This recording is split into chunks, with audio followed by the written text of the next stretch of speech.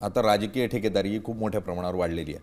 म्हणजे अगदी विधिमंडळातलं बघितलं तर विधिमंडळात 70-75% आमदार जे आहेत ते ठेकेदारांशी किंवा ठेकेदारीशी संबंधित रोजगारांमध्ये काम करताना पाहायला मिळतात.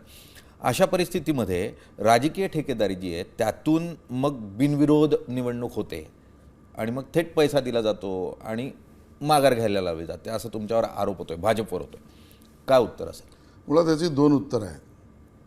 निवडणूक आयोग त्यांनी केलेला कार्यक्रम, त्याचं होणारी कार्यान्वित गती, अर्ज भरणे सगळ्यांना ओपन आहे.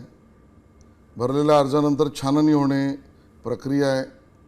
त्यानंतर चिन्ह देणे, विड्रॉलची वेळ असणे, कायदेशीर प्रक्रियेचा घोषित कार्यक्रम आहे. मग यापेक्षा वेगळं काही झालं असेल तर न्यायालय आहे. हे काही करायचं नाही. दाबून खोटं बोलायचं की बिनविरोध म्हणजे लोकशाहीला धोका.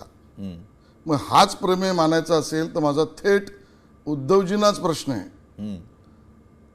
14 मे 2020 तारीख पुन्हा सांगतो.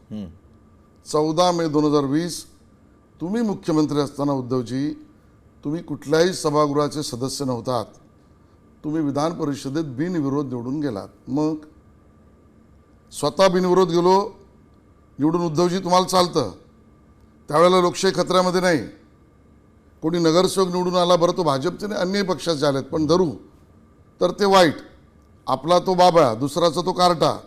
उद्धवजींना नैतिक अधिकारच नाही.